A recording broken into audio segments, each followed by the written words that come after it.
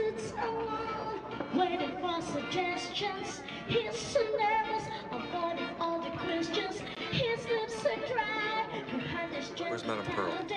She's over there. Just know exactly what they think. If you want my body and you're thinking sex, come on and let it show.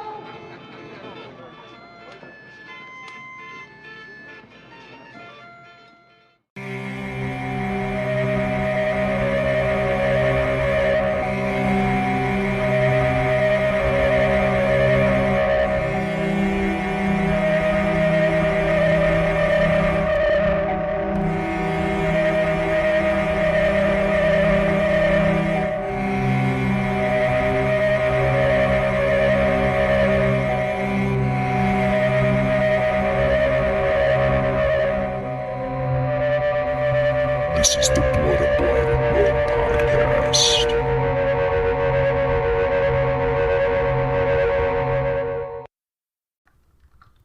Hey guys, welcome back to the Blood and Black Rum podcast.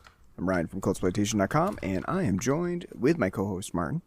How's it going? We're doing pretty well. Well, I guess I shouldn't say well. I have Lyme disease. So we'll start off with that. Way to be down here. Throw down the gauntlet there at the beginning. Apparently I have Lyme disease. Got bit at some point by a tick, and it was the lucky tick that gave me Lyme disease. It's pretty much, I feel like ticks now, when you get bit by them, it's like more often than not they have Lyme disease. It's probably like not so rare anymore if you get bit by it, but yep. So I'm now you can turn. Let's say at least now you can turn into a werewolf. That's true. Hopefully it was a radioactive one. I was say a nice lichen. Yeah, so fun times for me. I've been dealing with that for a little while, but other than that, doing okay. Still dealing with the last vestiges of summer, which is why we're still doing our Red Hot 80s Action Summer Part 2 Heatwave Edition. Continuing that. Today's our last episode doing that month. And then we're going to move on to the Halloween stuff because that's right around the corner. 68 days or something from now will be Halloween. So, and we got a whole lot of Halloween to get in. Yeah, we got a packed schedule. So, yeah, so the movie that we're doing for Red Hot 80s Action Summer today, and we announced it last episode, and you should be expecting a Chuck Norris movie at this point. We did one last year for Red Hot 80s Action Summer, and returning again is good old Chuck in Missing in Action. And I've never seen, before this I had never seen Missing in Action. Like I had said in I think some other episodes, I'm not really well versed in Chuck Norris movies. Haven't seen very many. Not deep into his wheelhouse. So this was a new one for me. And quite a revelation it was. I'll say that before we get into the episode. I have not seen it as well. I vaguely knew about it. A buddy of mine, when I told him, the one that really loves Bloodsport, and I said we're going to be doing Missing in Action today, he said it's the best 3-pack film at a Walmart that he's ever bought. I don't know what that's saying. Is that saying a lot? Is that saying a little? I don't know. What was in the other pack? The other two. So. It's the trilogy. Yes, the Missing in Action. Oh, wow, what a steal from Walmart. I guess right now, since you brought up the other movies, is probably a good time to note that Missing in Action was originally meant to be the second movie in the series because they filmed the two movies concurrently. So they basically, obviously it's probably easier to go on location once and have all the sets and stuff and just do it all at the same time. So that was a big thing back then. They would be like, you know what, we've got the idea for a sequel. We think this is going to be okay. So we're going to film them back to back. And we've talked about that a little bit before. Leprechaun 3 and 4, I believe, were also filmed back to back, which we've talked about. And so it was a common occurrence. And in this case, at the end of the shooting, they were like, the second film is better than the first one. So let's swap them around. And, we'll do the other film first. So Missing in Action Which one thing I don't get, when do you ever film films back to back and then have different directors on board? Because we have Joseph Zito for this one, and then the second one is a different director. Yeah, it's kind of weird. I don't know why they would have chosen to do it that way unless there was like some constraints. Yeah, Lance Hool. So how the hell did that work? Like they filmed the first one and like, all right, take a break, Lance. It's Joe's turn now. Maybe they just wanted to have particularly different like styles. I don't know, but yeah, they decided they were going to swap the two around. So number 2, which I also haven't seen, but number 2 is a prequel, technically, but one would presume that it was supposed to tell the initial story of Braddock before we actually saw the first Missing in Action. So that's Colonel Braddock. Sorry, yes, Colonel Braddock. Gotta give him by his full honorary title. So it's just an interesting thing to bring up that, no one had, I guess, during filming, no one had much faith in either movie. How dare you? This is a Canon production. Yeah. And Golan and Globus. We are like peak. Yeah. Peak greatness. At this point, we should get like a sponsorship from Canon. Yeah. I just found it funny that, it was just, they didn't have much faith in either of them, so they just swapped the movies around. It's great. It's a recipe for success right there. And then also, not only that, but Missing in Action was actually a treatment for Rambo Part 2 by James Cameron before it became what it is now. And how dare you? It's Rambo First Blood Part 2. Yeah. And I'm sorry, Sir James Cameron. But no, he did write First Blood Part 2 with Stallone. Yep. Which, is kind of fun to think about now. Imagine if James Cameron directed Rambo. I know. It would have been weird, but not outlandish, I guess. Yeah, I find the trivia behind some of these movies to be really great. I also like how in the trivia for this, Chuck Norris kind of speaks out about how he's like a red-blooded conservative man, and at the time he was rah Ronald Reagan. Still is, cheering him on from the afterlife. Yeah. Found that to be funny too.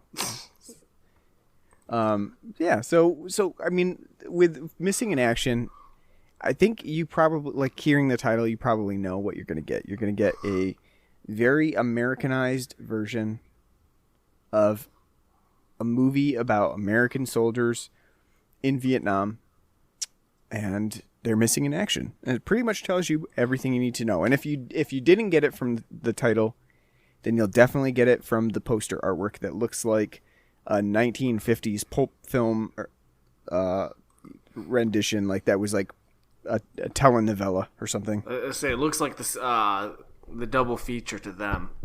Yeah, it kind of does. Yeah.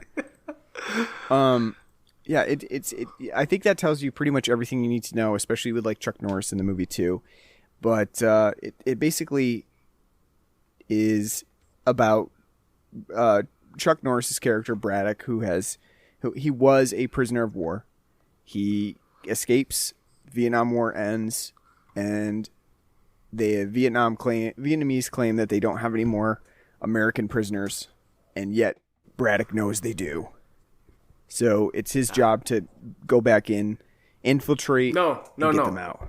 No, it's not his job. It's his fucking duty, because they don't want him doing it, but he's honor bound. That is true, yeah. Like, everyone else is like, you're not very diplomatic. You're just not very good at this. Why don't you just let bygones be bygones and let the Americans die in those camps? We don't care. They care. It's duty. It's so funny. One, it's kind of ridiculous. What's a colonel, like, the first action scene, we see him, like, basically what Forrest Gump would, basically take with, Lieutenant Dan and Forrest, making a run for it in Vietnam. Mm-hmm. What the hell's a colonel doing on the front lines, fucking going through the rice paddies, like, shooting commies face to face? one who didn't do a very good job directing. Should have made him like a sergeant or something. So One that would be more embroiled in the turmoil. Yeah. He'd be off at 40 miles away from the fighting. Like, yeah. All right, we're gonna send them, and that is true. It really draws suspicion to how good of a colonel. Maybe he's a Braddock. Kentucky colonel, so he's not really a colonel. He's just it's like an honorary title. Yeah. Yeah, it definitely draws suspicion. Like, I think what it's supposed to be is like, wow, this guy got in the shit with his men, But truly, parts of the war with attrition is that you take out people like this guy, which gets rid of... I say snipers would have been, the Viet Cong snipers would have been picking him off from the tree. Like, And like, that sows dissent in the ranks, because they're like, oh fuck, they took out our colonel. Like, that's generally you don't want that guy being the guy that's like the POW. It's not very it's more it's demoralizing for the troops. Well, Vietnam was demoralizing for everybody. I'm sure. So. Yeah. But so that's like the main thing, and we'll talk more about the all the stuff that goes on in Missing in Action. But first, it's definitely a film. It's definitely a film. It's a of film. Its time. It's definitely a mid-'80s canon film. That's absolutely. Yeah. All it's missing is Bronson winking at him at the end, like, do it. And you've got yourself like a 80s war film, because it's either Vietnam, it's mostly Vietnam. That's pretty much it. So, you've got yourself a classic 80s war film here with Missing in Action. All right, so let's take a break from talking about Missing in Action for a second, and we'll talk about the beer that we have on the show today for this episode. And this beer is coming from a brewery that we've had a couple times on here before. And it's Great Lakes Brewing Company. And based in the heart of America, Cleveland, Ohio. Cleveland, Ohio. That's right. And for this one, you grabbed us. It's a part of their Imperial IPA series, Ruby's Revenge, which is a Imperial grapefruit IPA. And this one is pretty much exactly how it sounds. It's an IPA with grapefruit. It clocks in about 8%. They nicely list on the can the IBUs at 75. And what do you think about this one? I think it's all right. Kind of like it's probably like the 6th or 7th Great Lakes beer I've had now. Kind of the overwhelming conclusion I've kind of come to them is they don't really make anything offensive, but nothing astounding. Mm-hmm. And I would put that in that category. This is just a very middle of the road double IPA. You definitely get a lot of alcohol on it. You definitely taste the 8%. The grapefruit isn't really nuanced. It's just very forward, very bitter. Doesn't really, I think, pair too well with the hops in it.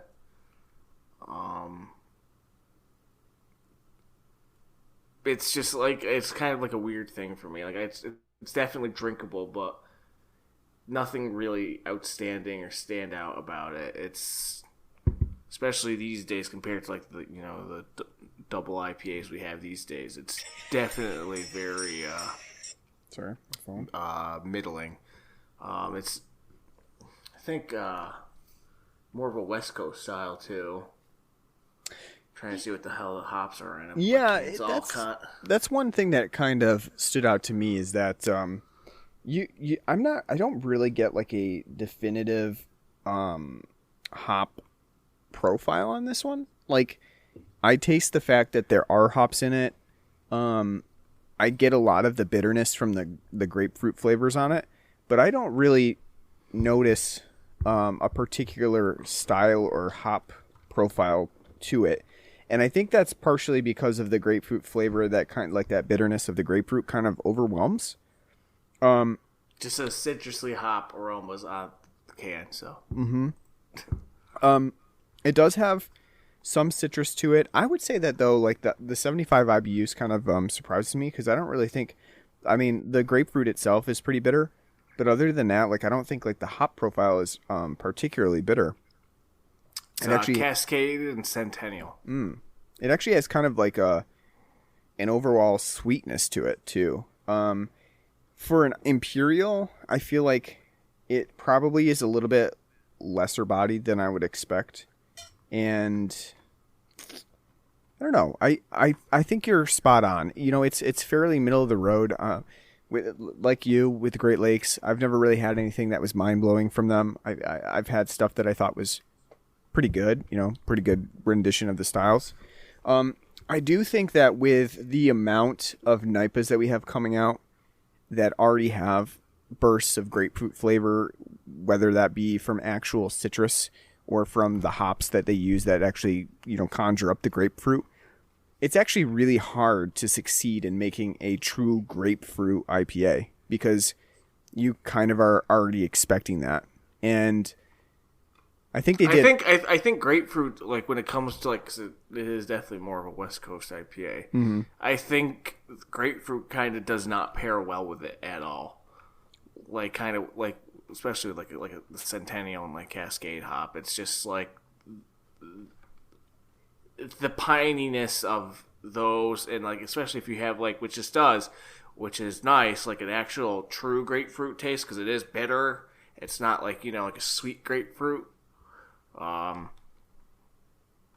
it does I don't think it pairs well with like that kind of style of IPA, like, you know, and I think as you said, like NIPA's definitely, you know, lend that you know, that more tropical flavor to it because of what the main fact that it's mainly the hops carrying those flavors with the beer and not necessarily some kind of adjunct or puree or whatever that they might add to it to try to give that grapefruit taste. Mm-hmm. Yeah, no, I definitely agree with that. I think that you know, it doesn't necessarily go well together. And I think like experimenting with different styles of hops instead, maybe going with something like more like a Citra, maybe more like a Matuka, they might have paired a little bit better. I think it's fine. It's not like anything that really wows me. So I think like it's definitely drinkable. I don't think anybody would like balk at it if it was available to them, but it's probably not something that I would seek out again. It's definitely bready too. Mm-hmm. Like, you definitely get like, you know, the malty breadiness on it too. And I was expecting a little bit more from an imperial, to be honest with you. Like I said, with like the body, creaminess a little bit, and maybe a little bit more definitive hop profile too. I was gonna say, look at that! You like it so much, you're already cracking into number 2. Sure, yeah, I've already been drinking it, so gotta get. Website says it pairs well with pad thai, pungent cheeses, and creature features. Wow. Oh, that makes sense because the can is based off of Little Shop of Horrors. So yeah, there you go. Which is awesome. The artwork is really cool. Yeah, and that's one of the things with Great Lakes. They always have really cool artwork for their cans and bottles. I don't think you've ever had pad thai before because you had a faux peanut allergy. That's right. No, I've never had pad thai. It's delicious. I would try it now, even though I'm not a big fan of like peanut dishes and stuff like that. It's not even that peanutty.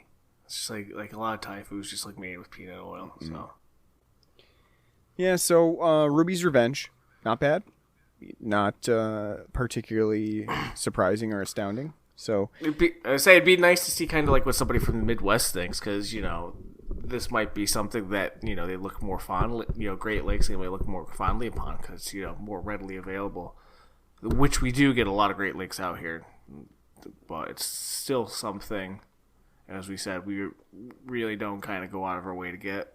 Mm-hmm. Yep. All right, so let's talk about missing in action for finale MIA. for Red Hot 80s action summer. This is the You're capper. forgetting the goddamn. You can't Part 2, come up. Heat Wave edition. There you go. You can't come up with these long titles for these months that we do, and then you just fucking truncate. Like, cut them down at the knees. Like, you thought long and hard about that title. You didn't want to cheap out, as we said earlier, and go like Electric Boogaloo, but, you know. And now, just cutting it off. Heat Wave edition. It's like every time somebody says John Carpenter film, they don't put his fucking name on it. Like, he's looking at like the person like who's like putting the title, like the movie poster together, and like, what's that? Oh, this is vampires. No. This is John Carpenter's vampires. That's right. Is it really necessary, John? Yeah, it is actually. Put my fucking name on it. Continue. Sorry. No problem. So, Missing in Action, like we were talking about, the intro of the movie, the first part of the movie takes place during like a dream sequence that Chuck Norris's character Braddock's having. Well, way to ruin it. The whole it's not a real dream sequence. If it was, you'd hear Fortunate Son playing. That's true. Yeah, I mean it's like a this happened, but he's having flashbacks about it. And the other thing that I'll actually hold on, I'll save that thought for a little bit later.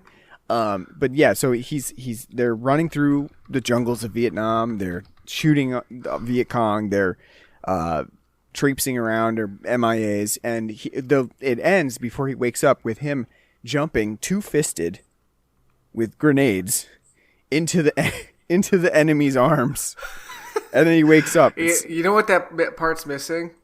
There goes Yeah, my hero. I know, it really is. Yeah. Watch it is. It's hilarious. Oh, and the other thing that I forgot to mention about this really important first part is that they're like getting ready to ambush. They're in the woods, and there's a guy that gives Chuck Norris the thumbs up. Yep, everything's good, guy. And then immediately gets mowed down. And it's like, there you go. Never give a fucking thumbs up in Vietnam. It's never a good sign. But it's a great moment in the movies, to be honest with you. It's hilarious. Just because he just gets mowed right down after it. I love it. And then he does, like I said, he does his own little Lieutenant Dan. He's carrying a guy on his back as they're wading through the rice paddies, and they're getting shot at. And oh my god, yeah, I know. I love that. Like, all of a sudden, he like doesn't even bat an eye. He's just like, yep, put him on my shoulder. I'll carry him out. Not only that, they're getting fired from a machine gun from a position that nobody, like, it's obvious, and and they're just getting mowed down constantly. You're like, what's going on here? Yeah. I know. So, like, I imagine, because I haven't seen Missing in Action 2, that Missing in Action 2 is particularly like this event, because it makes it look like we're supposed to see more of like Braddock being tortured and, being a prisoner of war. And we don't really get to see that in this one. So I imagine Missing in Action 2 shows that part of his experience in Vietnam. Probably half the movie is just this opening scene.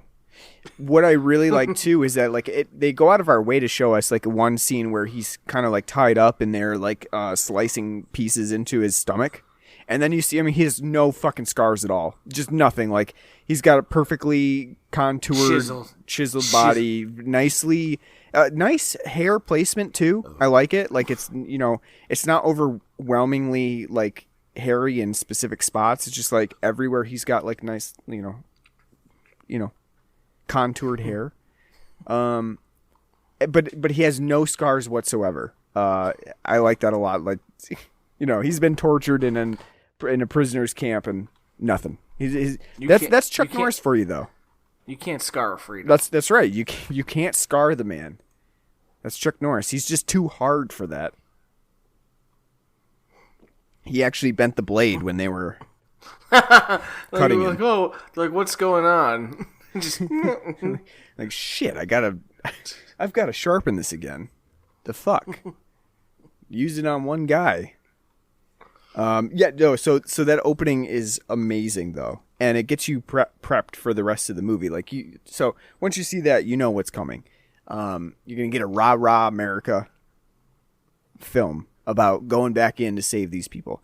And the one thing that I thought would have been really interesting about Missing in Action that would have changed things entirely is that we would go through the whole process and then find out that Chuck Norris is actually having these like flashback sequences or like delusions of grandeur of going back in and saving people when truly he's the only one that made it out of Vietnam from the prisoner of war camp. And this is like him having, PTSD about it. And he's just imagining it. And they're like, Chuck, well, I should say, they're like, Braddock, come on, man, snap out of it. The war's been over for years. And then just like, that's how it ends. That would be a really mind-twisting movie of like seeing all this happen. And then at the end you find out like, no, he's not a hero. Well, you're watching the wrong movie. You need to be watching Apocalypse Now. I know. I was thinking about how I feel like it would have been so much better to like have this, rah America movie, and then all at the end of the movie, it's just like, no, he ran for his life from Vietnam, and that's it. He has PTSD. No one paid for his medical care, so he's because America loves to do that. Get back from war, and they're like, yeah, thanks for your service. You're on your own now. Got a sleeping bag for you. People don't really like to think about that, but yeah, they don't. America doesn't really love to pick up where your life left off when you went to war. Look, we like funding the war. We don't like the remnants of it. Yeah, exactly. So I thought it would have been an interesting movie, but alas, it doesn't go that way. It truly is your standard 80s. America is the best, and we're gonna go kick some ass type movie. Goddamn commies. That's right. They, like I was saying to you, this is a movie where people are like, fucking other countries, man. America's got to come in and help you liberate. You don't even know what freedom is.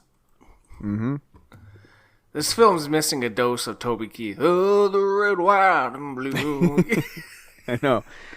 And the other thing that I love about this movie, too, is that, like, the government's been asking Braddock, like, over and over again, like, hey, Braddock, you want to help us out? Go back to Vietnam and, kind of do, like... Talk to these people? Yeah. Like, what? Okay, like, well, it's stupid. Like, so, like, they're going to go to Vietnam, and they're like, do you have some of our MIAs? Yeah, if you do, please, will you give them to us? And they're going to be like, them back, please. We don't have any MIAs. This is American propaganda. Okay. What a fucking dumb idea. I know, the whole idea didn't really make sense to me either. I was like thinking at first, did I miss something? Like, but no, like they just send a senator over and they're like, guys, like, we've heard that you might have some of our soldiers over here. And the other thing too is like, John McCain's still lingering around there. Like, I know. My legs have been healed for 15 years. Please, somebody let me go. Poor John McCain. But like the other stupid thing is like might have them like I don't really know like diplomatically what they think is going to happen here. Like you said, you're just going to go over and ask them. Let's say that's the point. You can't negotiate with fucking commies. You need to go in there, guns blazing, let them know who's the real boss. But that's the other thing, though, is that they don't want that to happen because, like, both Anne, who's like the senator's something, she's a State Department worker. Yeah, and the senator, they're like, "You're not very diplomatic, Braddock. Why aren't you working with the Vietnamese people here? Why aren't you confessing to war crimes?" And it's just the whole thing doesn't really make a whole lot of sense as to like what is happening, why they have a whole massive press conference about Braddock being in Vietnam and his war crimes and stuff like that. It just doesn't make a whole lot of sense. And that kind of carries through to the end of the movie too. We'll talk about that a little bit later. But the whole idea of like why they're here in Vietnam, what their plans are to do, how they're going to get these people out of the camps just doesn't even make much sense. And there's no, like, I'm wondering curiously what the end goal they thought would happen would be like. They go to this place, they ask General Tran, do you have our soldiers? And they're like, actually, you know what? We did a head count. Couple of these guys don't look like us. We have a couple of bamboo cages still. Yeah. We didn't realize it. One of them not doing so well. Forgot to feed. It's just like what is? I don't really understand what the whole end goal was there. But Tim over there broke his legs a couple of times, so he's gonna be crippled for life. yeah. I mean, by the way, too, I say this is also like the rah rah Reagan film. What does this say about Reagan's government if he's sending like this weak-kneed senator and member of the State Department to be like, please, do you have any MIAs? Yeah. Can you spare some? Yeah, no, it did. But no, because the genius is like Reagan has these people in the military that are like, no, they're Clint Eastwood and Dirty Harry. I'm a cop that plays fast and hard with loose with the rules, and I'm just gonna go and do whatever the fuck I want. I could start, after the end of this movie, I basically could have started a new war with Vietnam, but that's what it's gonna take to get 4 people back. God damn it! I know. Not like a camp, at the end, he doesn't even liberate a camp or anything. It's like, I brought 4 people back, and my friend from Vietnam, he got shot along the way too, but that's the price for freedom. And I like too, like the whole when he goes back to Vietnam, there's that whole scene where he's gonna escape and go out, and basically he's like, I'm just gonna see what's going on in Saigon. Like he's just gonna storm around and just look for things while he's dressed in his black turtleneck and black pants. I like too when they show up into Ho Chi Minh City. They Ho Chi Minh City, formerly known as Saigon. Like, you idiot Americans who don't know politics since Vietnam, this is what happened. They should have just said main city, Vietnam. Not even name it. Just be like capital city of Vietnam. Yeah, it's okay, guys. You don't know geography. We'll just tell you where it is. And it's approximate location. Doesn't matter. But yeah, no, they definitely, I mean, I think though, honestly, this could have been a fairly smart movie about how war ends, but it didn't really end. And the vestiges of what happened, you're still dealing with. It's not just there's this cut and dried line where it's yeah, the war's over. Okay, we're done. Sorry about that. Shake hands and move on. We'll just be 2 countries again. There's still things that have to happen. We had that. It's called First Blood. Right. That is true. I mean, I think that this could have been a smart movie, smarter movie about geopolitics. Correct. Yeah, exactly. It certainly, I mean, it just wasn't written that way, but it could have been. And it definitely misses that mark by a wide margin. I say James Cameron would later use that for the influence for Avatar.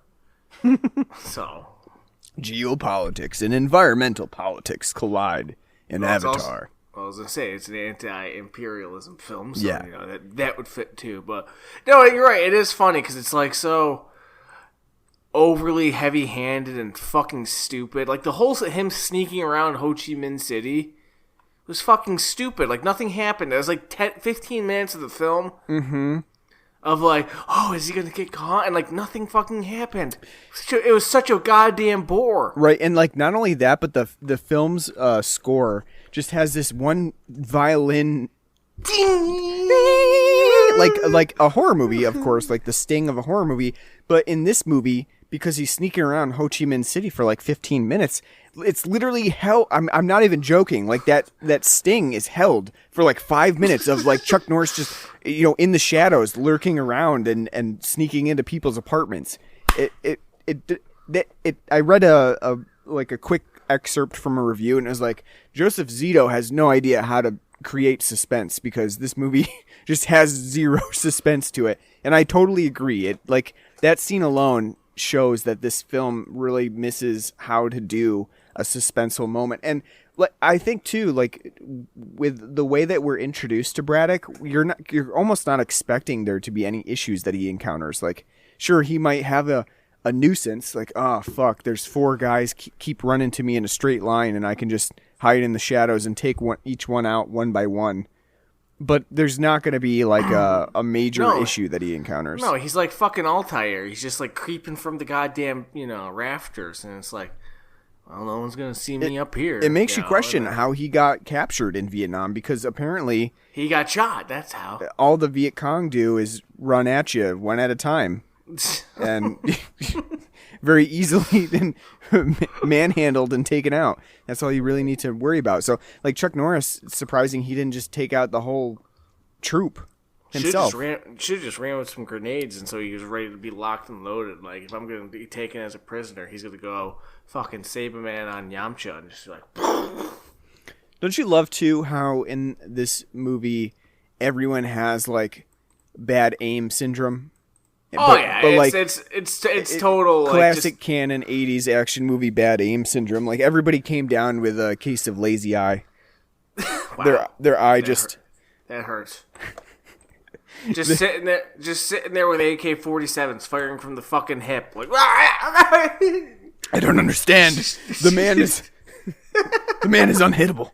And I would say, in fact, actually, the last 15 minutes of the film are just a giant case of fucking bad eye versus bad eye. I'm like, we're shooting, which is fucking stupid, but no, like, it's great. Like, the only one who's a crack shot in this is Colonel Braddock. No one else can fucking put, Not only a crack shot, but that in that one scene, he literally throws his knife at General Tran and takes him out while the guy has a gun in bed, like aiming point blank at him. He's not even looking. The other thing that I really like too is when in this movie, like you were saying, like everybody has bad aim. You can imagine like if you were to go back to your army and be like, all right, so what are the numbers? Like what's the statistics on bullets that we've got? Like, I don't know, we're missing about 1 million bullets. Where'd those bullets go? I don't know. They didn't go in the enemy. We didn't hit anything. That would be concerning. You'd be like, what the fuck are we funding? I say movies like this is why most firearm doctrine says never go full auto. That's right. It's a waste of ammunition, and you're not going to hit anything. You just blow it all, and you didn't kill anything.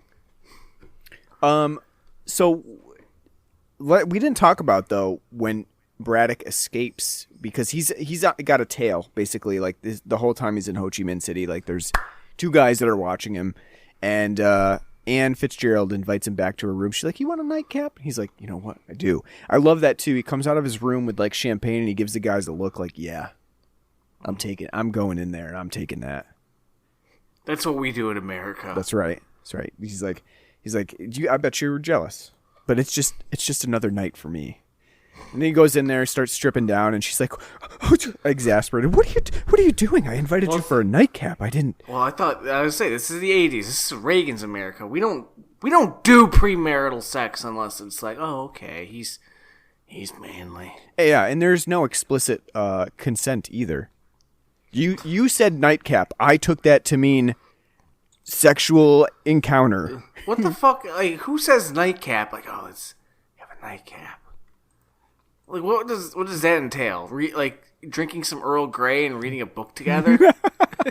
For me, well, no, I think they mean like I would take it as if someone said that to me, I'd be like, oh, good, you have a nice aged bourbon. Oh, I thought you meant like a rim job. If a tossed salad is in order, okay. I like to round my night off with some eating of the ass. And then I say that would be very forward thinking. And then a vigorous brushing of the teeth. No, you leave that taste in your mouth. No, but I love that when he slips out and he strips down and she's like, "What do when I said nightcap, I truly meant a drink." And then she thinks that she got all hot and bothered. Oh yeah, she was kind of like, I was like, ooh. She had the palpitations. I meant, though, because she changes her nightie in between, like, this 15-minute foray out into Ho Chi Minh City. That is true. She was really giving mixed signals there. She was wearing, like, a white one, and then all of a sudden when he comes back, she's wearing, like, a black one. It's what you would call a negligee. Oh. breaking out the fancy words. Yeah, but that's true. When he comes back, he slips back in. And he's got to have like a cover because he just killed General Tran, so that and everybody's looking for him. So he goes in and he for no reason rips Anne's shirt down and just titties flopping all over the place, and they get in bed. And it's like obviously he was going for realism, but it was totally unnecessary because he's laying on top of her. It doesn't and it's not unheard of. Sometimes people leave their shirts on.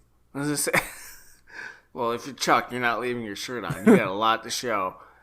It should made the film more interesting. Should have shown him them catching him in the middle of midnight, even more realistic. He could have been out there killing this guy. No, there's no way Chuck Norris comes in 2 minutes. He's been here for an hour at least. Yeah, that would have been hilarious. Chuck's like, we gotta sell it. There's no way they'll just believe me, laying on you. She's like, well, I can't. And he's like, no, it'll be faster if I do it myself. And then they come in. She's like, hold on, I've got to pee. I don't want a UTI. Totally realistic.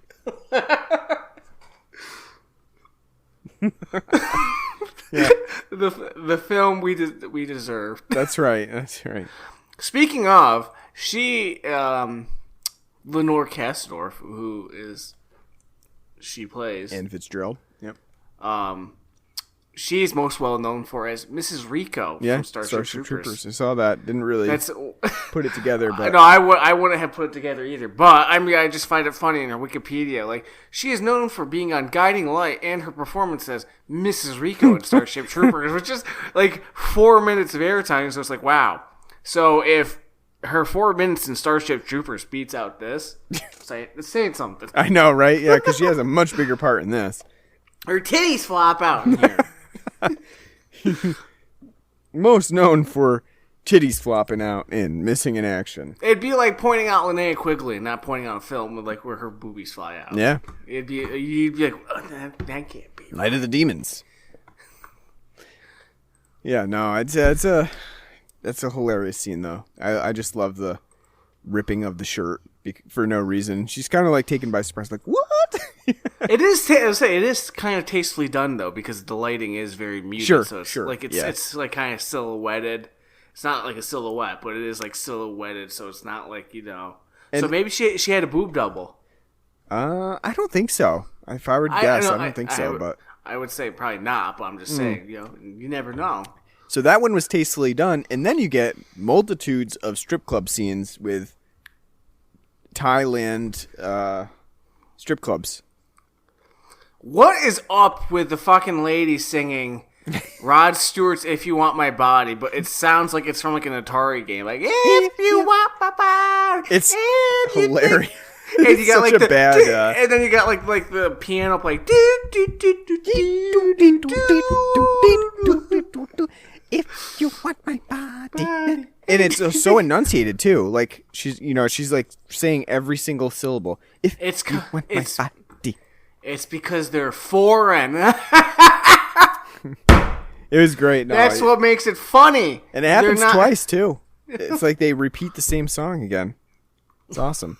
That does bring up though, because Braddock he gets kicked out of Vietnam. Basically, they're like, we're pretty sure you killed General Tran, so we're throwing you. You're out of here. You're not welcome. Yeah, you're out of here. Get out of here. We'll deal with your senator from wherever. Which, by the way, when does the United States government ever send senators out on diplomatic missions? Just some random senator from a... when's the last time you heard Chuck Schumer made a trip out to, Italy to talk about, whose pizza's better, New York or...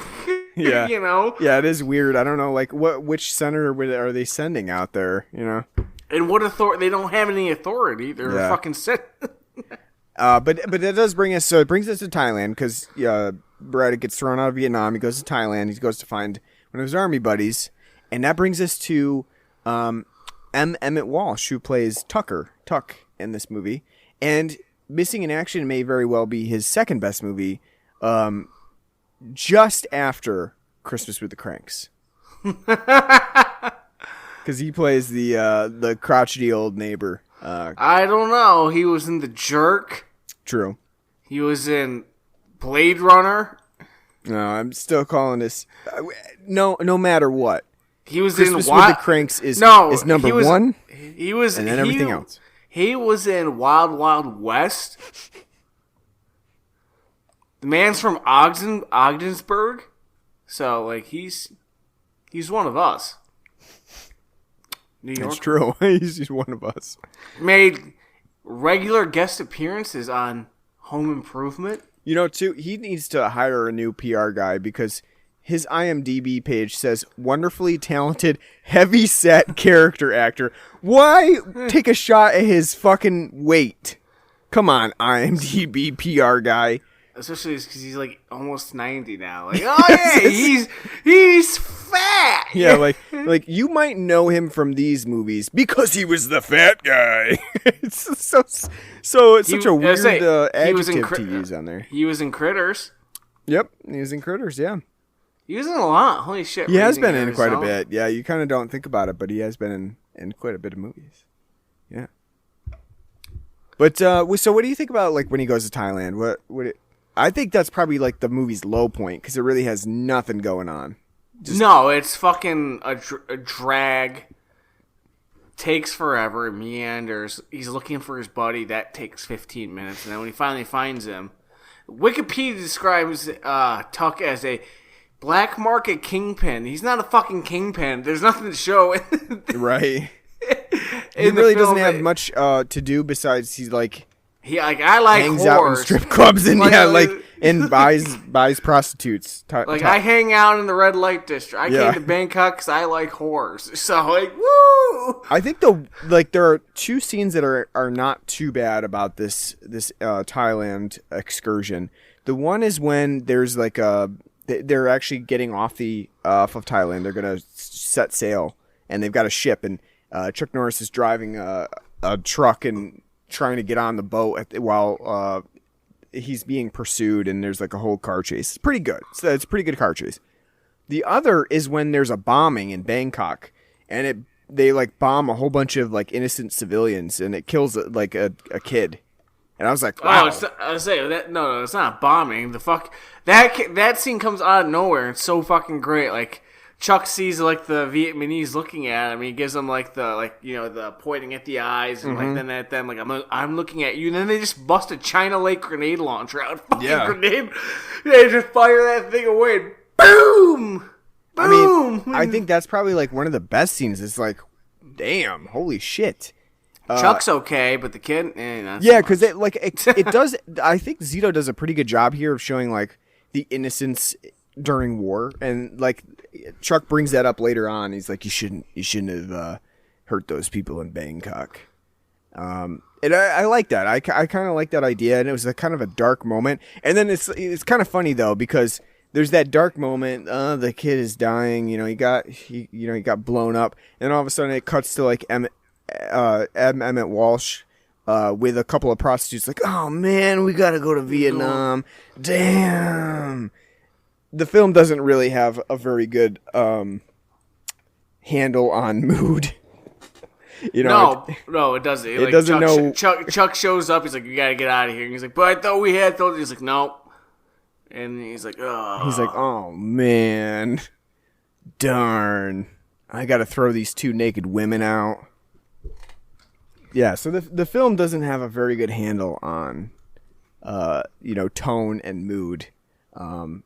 It kind of jumps around, but I did think that Bangkok scene was kind of affecting, mostly because of what it could have done if the film was a lot more realistic. Well, it would have made it, as you said, bring, home more. Like maybe you would have him being like, is it really worth, trying to go back to Vietnam just to free a couple of Americans? Like, if this is the collateral that it's causing, is it worth it? Right. But they're not. That's not a question. No, he's got to get these four assholes out of there. There's four guys in a camp. I'm getting them out. That's just what I do. Yeah. So the whole breakout from the camp, what did you think about that? It is an action-packed, like, last 20 minutes of the movie. It's okay. I mean, a lot of the film action in this film is very reminiscent of Invasion USA, Strike Commando. Actually, the whole, when they're on the boat, that is very reminiscent of Strike Commando. And not only that, we had like a bog, delta, bayou fight scene in Invasion USA. Yep. And I'm pretty sure that same goddamn Kevlar raft with the shark printing on it was in Invasion USA. So, I mean, it's okay. But, I mean, I don't really think it's that great, to be honest with you. I think it's kind of really ho-hum and very pedantic. Like, just by the numbers. Like, out of that whole, like, when he goes to the camp and starts, fighting them and the whole, like, river stuff. The only, like, cool scene is, like, when he, like, pops out of the river, like, after the raft gets fucking RPG'd and everyone's laughing, and then he just slowly comes out of the water like he's Swamp Thing and just fucking unloads on the Vietnamese. Like, fuck you. But, I mean, other than that, I mean, like, the action's very, very boring, to be honest with you. I don't like almost all of the action in this film was very ho-hum, middle of the road. Yeah, I agree. I don't really think that the pacing is done very well for any of the action sequences.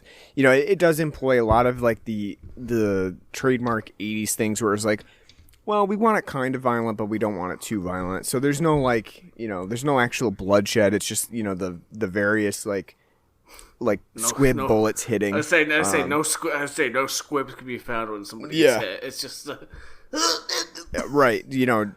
Having a seizure and falling. Grenades have random effects. Sometimes they fucking blow up and you get thrown 50 feet. Sometimes you just Yeah. You shoot at a helicopter long enough, it's like playing Grand Theft Auto. The fucking thing just explodes. Well, people. Yeah, that's true. People don't understand that the physics are different in Vietnam. Just completely changed. It's that humidity. It really, yeah, really makes the air much more. That's why we didn't. That's the only reason why we didn't do that well. Yeah, I agree. I think that the action scenes are actually pretty boring. I think that's a really big problem with Missing in Action in general. Is this an action movie, and it probably lives up to its name. It's missing some action. It doesn't really do a whole lot with its plot, and I think action movies tend to have set pieces, and when you see those set pieces, like, they make sense for the plot, and they have like an overarching impact on the movie. Whereas for some reason, I just get this feeling in Missing in Action, like all of the action scenes don't really have an impact on the movie itself. It's just like, not only that, let's throw this in there. Not only that, again, like, they're very ho-hum. Like, the opening dream sequence that is like the first 10, 15 minutes of the film could be so much better because it's very just stereotypical wading through a rice paddy, explosions, Viet Cong firing AKs off. And it's very boring. The whole sneaking through Ho Chi Minh City, very boring. Nothing happens until, like, you see him kill the one general, and that's it. And then it's like a, slight chase that no one really knows what the hell's going on.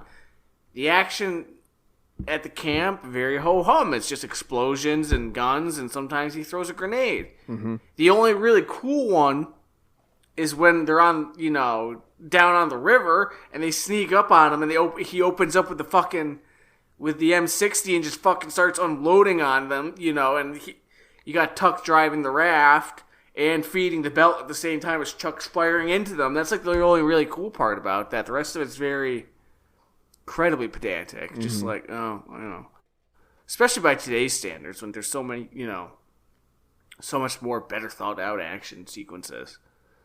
And it's kind of a shame because, like, there's a billion Vietnam War B to Z level films during this time period, and this, as one that's as well known as it is incredibly boring. Mm-hmm. Yeah, and I have to laugh at the end of the movie too, because Chuck breaks in, he rescues these soldiers, brings them back to Ho Chi Minh City. They get him back. Well, not only that, you forgot the whole patrol boat scene, which is fucking stupid. Totally stupid at the end. Just like that's where like your whole like nobody could hit anything. Yeah. Tuck's sitting on the goddamn M6. Well, before that, the Thailand guy is sitting on the fucking M60, firing from Tuck's boat at this patrol boat, and they're just firing at each other from like a mile away. Nothing's happening, and they keep going back to that over and over again as other stuff's happening. And then eventually the Thai guy gets distracted. He gets hit, and then Tuck's like, "See you in hell." Because he's going to go sacrifice himself nobly, swims back over to his boat, hops on the M60, and he's just firing away, and then the patrol boat's just firing away, and just firing away at each other for 5 minutes until eventually he gets shot. Well, no, he doesn't get shot. The boat just blows up because he hits that GTA, like, oh, your boat's on fire. It's gotten hit by, too many bullets, explodes. And then the U.S. Army shows up, picks up the POWs and Chuck, and then they just light rockets into the patrol boat. Yeah, it's like so fucking stupid. They eventually they escape to Ho Chi Minh City because there's conveniently a press conference like happening right at this very minute of the Vietnamese people saying we can definitively say that we have no prisoners of war here from America, and Chuck Norris is bursting in through the doors with these soldiers. And what I really like is, like, what is that going to prove? Like, Chuck could have come in with a bunch of, like, 4 actors and said, yeah, these guys were in a camp. It doesn't prove anything. It's just, I like how the film ends on that, but it really is not really a, like a realistic portrayal of what would have happened in that scenario. They've been like, well, those people aren't in the camp. I was gonna say they just closed and it's just like and missing in action. It's like and they were all shot for treason. Like Yeah, I don't know what they think it's gonna prove by bursting in there, but the film does want you to think like, oh, they've succeeded. Wow, look at how they've shown the Vietnamese people to be fools. But no. I don't. This film's not very kind to East Asia. Period. It truly is not. It's like they're all a bunch of fucking idiots. Just yeah, and it does have like that Full Metal Jacket style thing of like we like East Asia for prostitution. Like that is great. We just come over here. We like whores. Yeah, we get our hookers and that's it. Missing. I would say it's missing Frank Reynolds from It's Always Sunny in Philadelphia. Like I like banging whores. Yep. When he's on the boat with the Vietnamese people, and they're like, "What's he saying?" He says he likes banging horse and loose women. Like, oh, yeah, it is. It's not a great portrayal for them. Like I said, this movie could have been better if it really tried to take it a little bit more seriously. They didn't even have to take it more seriously. Just even put like some thought, like be more thoughtful. It's. That's what's, like, the most fucking infuriating about it. It's just, like... I mean, and I think, too, now, like, probably in the 80s, people didn't really think about this too much. But it's very, like, when you watch it now, it's very jingoistic. What does that mean? That sounds like a big word, Ryan. Yeah. You breaking out your French words, now you're breaking out your fucking Django. Yeah, that's... I like Django. You like Django? Django the Bastard? Django Unchained? Django? I like spaghetti westerns. I think that it definitely has like the rose-colored glasses of like, look at what America did after Vietnam. It's great. Look what we could do. Look what we could be doing right now. We could be solving the world. Yeah, not only that, but like, look at what one American soldier did. That's it. Like this was one guy. What if a bunch of Americans were similarly motivated to go storm Vietnam? What would happen then? Fix this problem real quick. That's right. Yeah. So you'd have a Jesus loving democracy run by capitalists in no time. That's right. What everybody wants. All right. So that's all I got for Missing in Action. How about you? You have anything else that you wanted to... I think we went long enough. We pretty much did, I think, pretty much everything that I wanted to cover. This film had none of, like, the witty one-liners that Invasion USA had. Not really, no. I mean, Like, Chuck still has his kind of, like, quips that he gets in, but it's not... He has a couple of them, like, the whole, like, when he's with, with Lenora Kassadorf, and he's like getting naked, and she's like, oh, and he's like, "Can you turn around? I'm shy." Yeah. Like, yeah, as he's dressing up in his sneaking around garb. Yeah, he has a suitcase that says prowling clothes that he pulls out. But yeah, no, he does have a couple of quips, but they're nowhere near as frequent as they should be to keep this entertaining. Because for the most part, he's just a total blank slate. And honestly, Tuck's the only real person of character in here. The only one that's actually kind of like really good. But even he doesn't get that much. I do kind of enjoy the corny, like, "Oh, you just want me to sit? I'm not going. I'm just sitting in this goddamn raft. I'm not going anywhere." Well, how are you going to get back? I don't know. If I can't get back, I can't back. God damn it. You knew I was going to come with you, and I was going to take that as an answer. I'm going to, blah, blah, blah. Like, I love that stereotypical, like, play out of that. So, like, that's fun. But for the most, everyone else is just, like, they're just fucking there. Yeah, getting a paycheck. Honestly, I felt like Emmett Walsh really didn't get that much time either. Like, I don't... No, really, he shows up an hour in. Yeah, he doesn't really get enough time to truly show his side of the character. He looks like the skipper from fucking Gilligan's Island of this too. I also like too that they spent a lot of time on the sort of like the antagonist from Vietnam, who is like a new general that they've like installed. I can't remember his name. I think it's like Vin or something like that. And like there's a scene where Braddock like makes eyes with him and then talks to him after his press conference and says like, "Oh, I see they've promoted you," or something like that. And it's the guy that tortured him.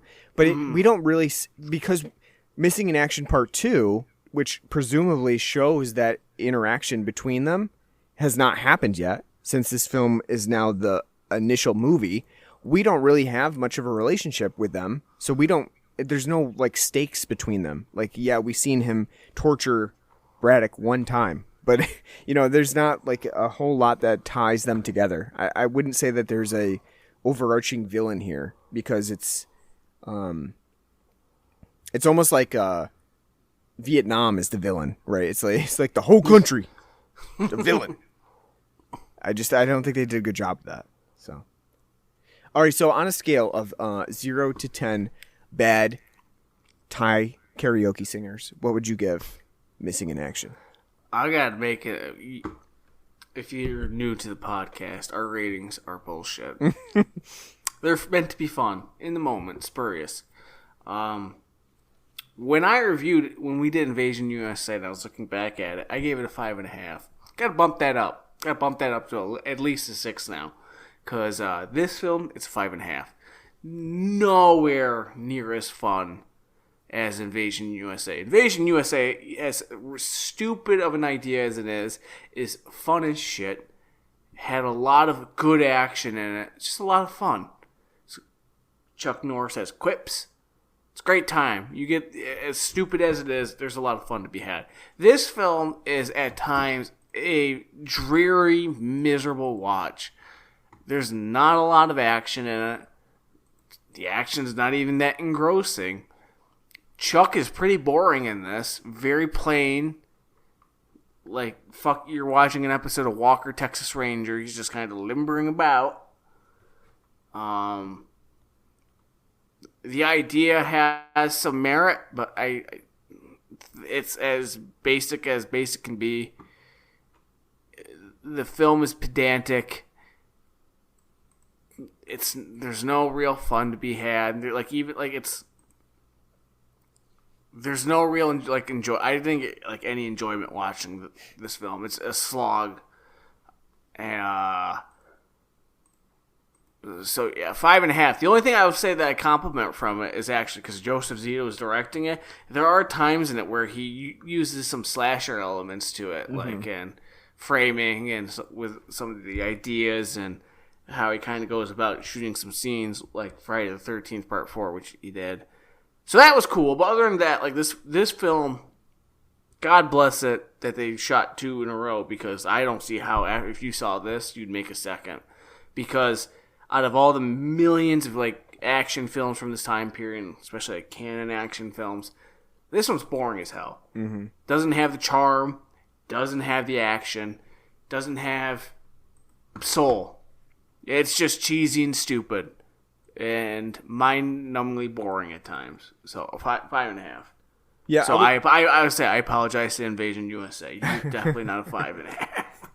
Yeah, I would give this one a 5. I really didn't enjoy this one too much. I like you. I think that it is a fairly boring movie. It doesn't really have that much going on in it to really keep your attention. And I routinely found my attention drifting away from it. And that's not good from an action movie. You know, you don't, especially from an 80s action movie, you don't really want to see your attention drifting away from it. There should be, you know, a natural draw. Like you said, too, I did notice some slasher elements, especially like with Chuck Norris prowling through Ho Chi Minh City. And it's kind of interesting, too, that Joseph Zito did direct The Prowler in 1981. So it's kind of a fun little tie-in there. But I don't think he does suspense that well in this movie. I think that it ultimately fails for the most part. And the direction itself is very awkward. It's very, like, it doesn't really understand mood or tone. It doesn't have a good sense of pacing or suspense. And ultimately, that's why it fails to really conjure up any entertainment value whatsoever. I think that it has a couple of fun moments, but for the most part, it's ultimately, like, really devoid of action or content. So for the most part, this one's tough to really recommend. It's tough to give a good review of it when it's truly missing action. And I definitely am not really curious about seeing the sequels. I don't really have much stomach for 'em? Yeah, right. Exactly. Like, I can't really believe that it managed to. I mean, I guess with 2, like, because they were just like, yeah, let's do 2 at one time. But like 3, come on, a third one. People saw these 2 and they were like, you know what, we got to make a third one. Listen, Aaron Norris, Chuck's brother, directs that one. So I know, but like, I just can't imagine. They're like, yeah, let's, you know what, just do a third. Let's say, what a downer note to end on Red Hot Action 80s Month Part 2. Like the worst edition. Movie that we've done. Because like Bloodsport was surprisingly delightful. Roadhouse is just fucking Roadhouse. Yep. RoboCop, everyone knows is fucking, glorious. And then you compare it to when we did Red Hot 80s Action Month originally, we had Police Story, Predator, Invasion USA. It's just kind of looking like, missed the mark here. Strike Commando, Well, you know what? You win some, you lose some. We do good and bad movies, so there's nothing different here. I'm glad to see it, to add it into the canon of films, you know? But, I mean, like, again, like, it's disappointing because, I mean, especially from canon, I expect better. I expect them, You do? I do, because you know what? I mean, even though they're entertaining. I would say, because even though their films are generally mediocre as shit, I mean, again, RoboCop's a canon film. But, I mean, which is not mediocre. But, I mean, even though generally their films are mediocre as shit, there's an entertainment value there. Like, they owned that B label in the 80s. And it's kind of sad, like, that this one is such a dud. Mm-hmm. Especially seeing as, like, a year later we get Invasion USA with Chuck. And it's such a fucking stupidly fun romp. Yeah, I agree. I think that most of the time canon movies are at least entertaining.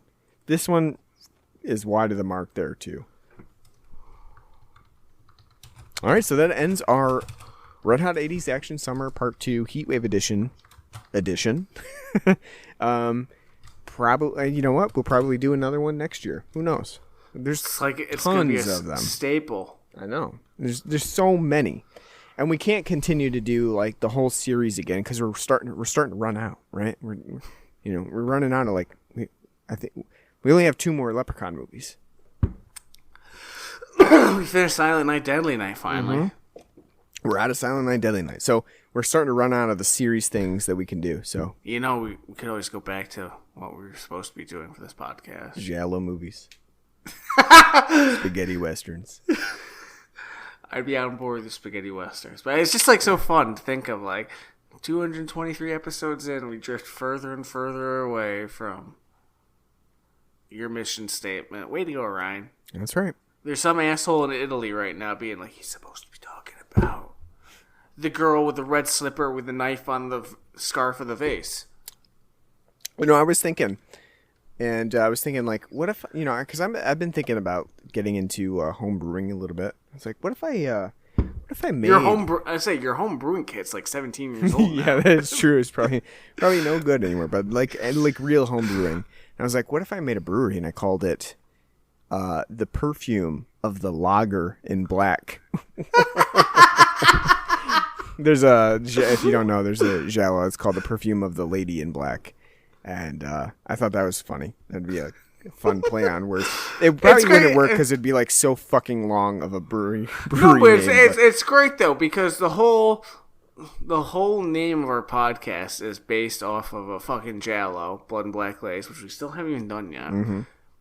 And every time I got it, which again we're 8 years in, so maybe that's got to be coming up for Ep 250. But so anywho, anytime I got to explain to people oh, what's the podcast all about? Blood and Black Rum, that's such a weird podcast name. It's well, originally we were supposed to be doing giallo, so it's based on Blood and Black Lace, and at the time Kraken was just coming out as rum, and we like black rum, so we were like, yeah! We're like, yeah, we'll do that. Isn't that, we could have called it Blood and Dr. McGillicuddy's Root Beer. That's right. So, we are going to transition directly into our Halloween episodes because we normally do next September week. and October. I'll say next week. Yeah. So what are we doing for our Halloween episodes?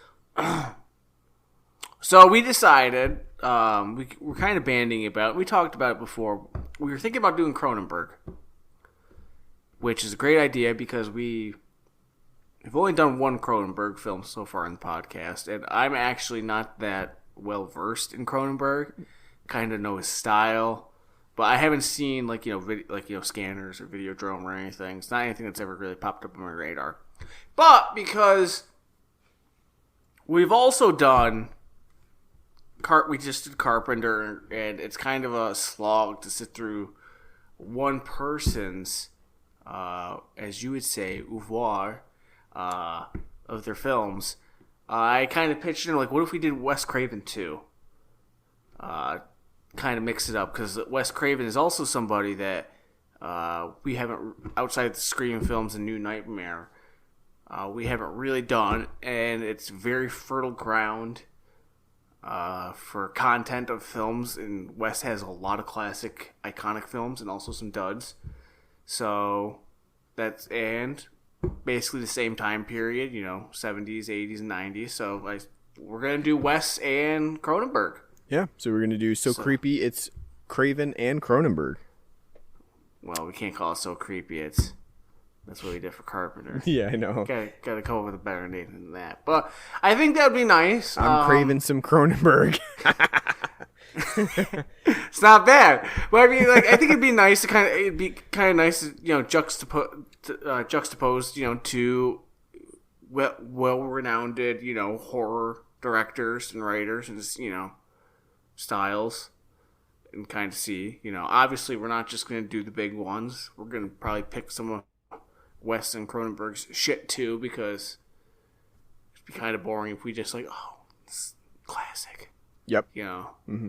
So I think it'd be interesting, Yeah, so I think we're going to alternate, and we're going to do obviously one and then the other. So, yeah, no, it should be fun. It should be a fun time. Obviously, Halloween's. I say Halloween's always our best period because it's definitely our most creative. Like, you know, when I think back to like all the episodes we've done, like the Saw series is great. The Anth-Halloween, so Creepy It's Carpenter, obviously. You know, we Reanimated. We did like a bunch of zombie films, so I think it's definitely going to be worth checking out. It's going to be a lot of fun. Yeah. And obviously, when Halloween 3 comes out, Halloween, whatever the fuck Danny McBride decides to call it, we'll be doing that too. So. Yep. What's it called? Halloween Ends. Oh, okay. It ends. It ends tonight. Well, that's, like I said, a shitty title because Evil was supposed to die last film, so. Yeah. I guess we'll see. I wonder if the Boston couple's still alive. And I have been... Dennis Leary's buddy and the black lady who are like, who's out there? It's the fucking guy running around, stabbing the people. I have been given the clear to go see it in theaters too. Oh, thank God. Yeah. So God bless. should be fun. All right, so you'll definitely want to check out our Halloween episodes. They're coming up. We're going to do it all September and October. Craven and Cronenberg. Well, I was going to say, we're starting next week. Yep, be next week. So you'll definitely want to check in for that. So subscribe to us on pretty much any podcasting app that you can think of. Google Podcasts, Apple Podcasts, Stitcher, home base at anchor.fm. Anywhere you want, basically. And give us a nice review. It helps us out. We're on Facebook and Twitter. Just search for us on there, Blood and Black Rum Podcast. We have an email address at bloodandblackrumpodcast@gmail.com. You can write to us. Let us know what you like, what you don't like, what you want to hear us cover in our next episodes, and we'll take that into consideration. You can donate to us as well. We have a Patreon page at patreon.com/bloodandblackrumpodcast. That always helps us out. We pretty much put that towards beer, so anything you can donate to us is truly appreciated. So thanks for listening to our Red Hot 80s Action Summer Part 2 Heatwave Edition. Hope you enjoyed that foray into 80s action movies. Maybe next year we'll go into 90s action films. There you go. Or 70s. 90s action would be kind of interesting because you have a lot of like direct-to-video 90s action at that time. So it'll be the one time we'll do Escape from LA. Yeah. So we hope you enjoyed that. Hopefully we'll do it again next year. Tune in for us for our Halloween episodes starting next week. And until then, take care.